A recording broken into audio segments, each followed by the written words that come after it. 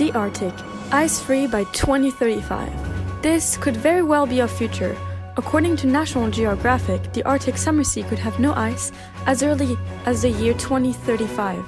This affects humans with rising sea levels, as well as wildlife such as polar bears, as we can see in this little clip. Which brings us to our topic. This video aims to introduce you to two renewable energies, solar and wind, where we will look at both advantages and disadvantages for each, and lastly identify which one might be best suited for our needs.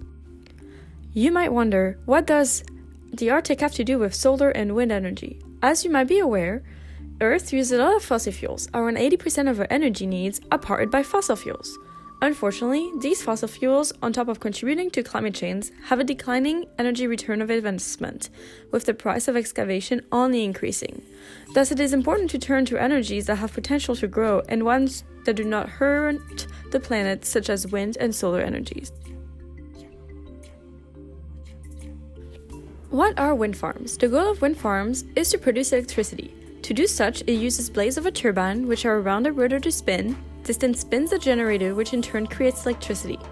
A fun fact from the Office of Energy Efficiency and Renewable Energy is that wind energy can also be a form of solar energy, since it combines and happens with the help of the sun unevenly heating the atmosphere, irregularity of the Earth's surface, and the rotation of the Earth.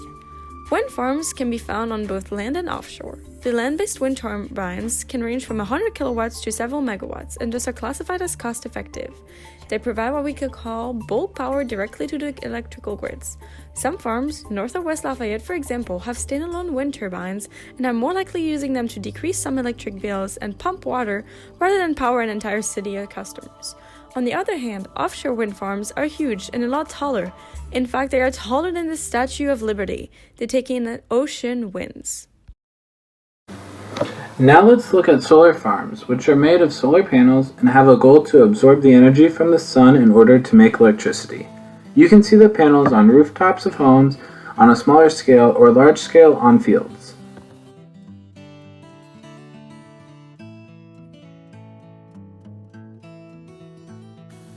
In fact, there are two types of solar farms, utility scale and community solar.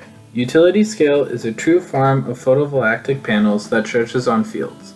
This generates a large amount of power to be delivered to high voltage power lines for homes. Community solar farms are smaller and do not generate as much power. The power is shared between the ones that pay for the service, which could lead to a decrease in electric bill depending on the size of the community. According to the Office of Energy Efficiency and Renewable Energy, Earth receives so much sunlight that in an hour and a half, the amount of sunlight that strikes has the ability to provide the power to the world's consumption for a year. Solar radiation is indeed powerful with its electromagnetic rays. Here you can see a video of a solar farm and some solar panels.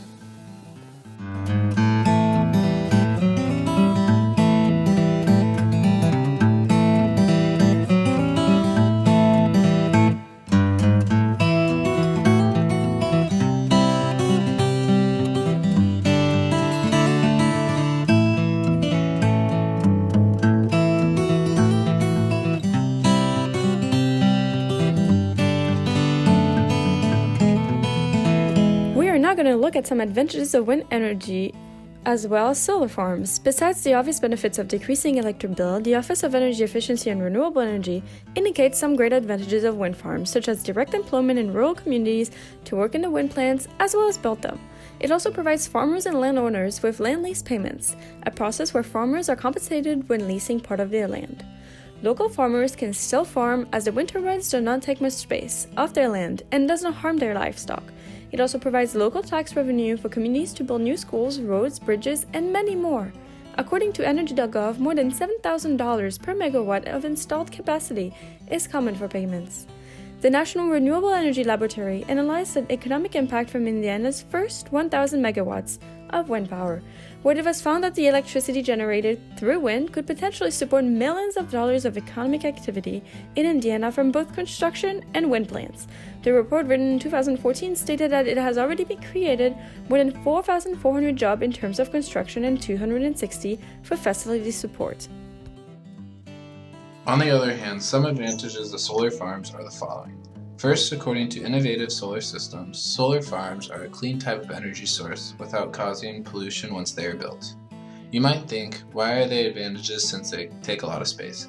Well, besides being available for use all over the world, they do not interface with farming and livestock necessarily, since they will be placed on rooftops and places such as fields that are not being used. In fact, a technique known as agrovoltaics became popular on land that cannot be farmed or is not being used.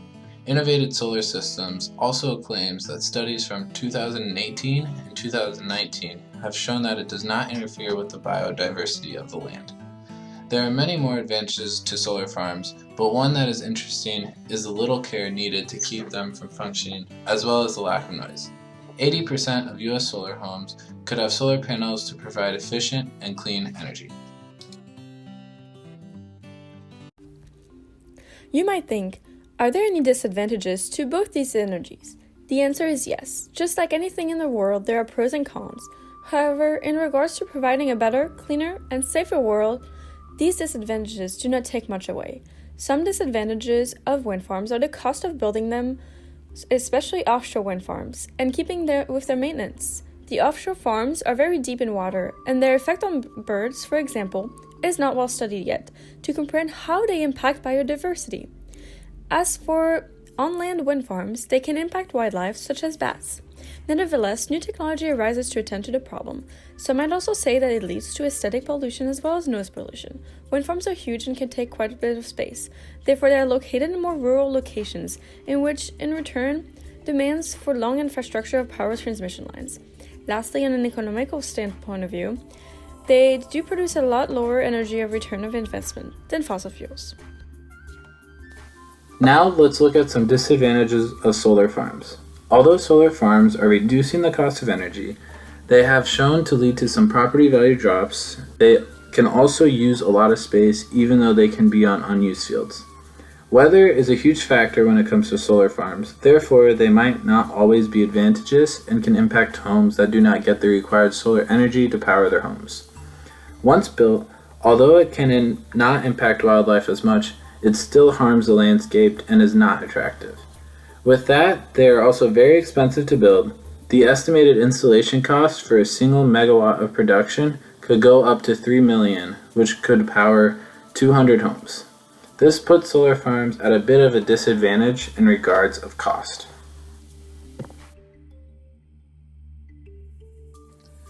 Both of these farms have many advantages and disadvantages. Therefore, choosing which one is best is based on many different variables such as agricultural variables and location.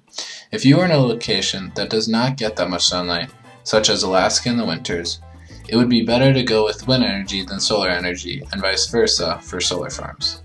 An example of agricultural variables is the Midwest, in which is a good place to have solar farms.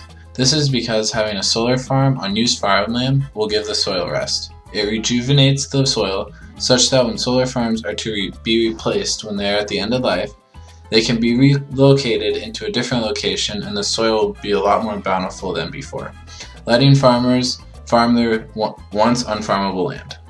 There are many different locations that do not have enough land or type of land necessary to hold a solar farm. Therefore, communities can turn to wind energy. Additionally, locations such as coastlines and near mountains will have more wind farms compared to solar farms, since there is a lot more wind near them. All in all, both farms have their pros and cons, and they are both very efficient power sources. There are many factors that are included when choosing the correct type of farm for the environment. With the conditions that Earth is under, it is imperative that we turn to renewable energies and work on their technology to improve their efficiency. Fossil fuels are great in terms of price and functionality, however, they hurt the Earth and us humans that we live on it. Here's a little clip of some areas in the world that are impacted by our choices and actions. In adopting these types of energy resources as one of our primary energy sources, we can avoid losing things such as Antarctica and avoid global warming. As seen, ocean, weather, food, and our health are being put on the line.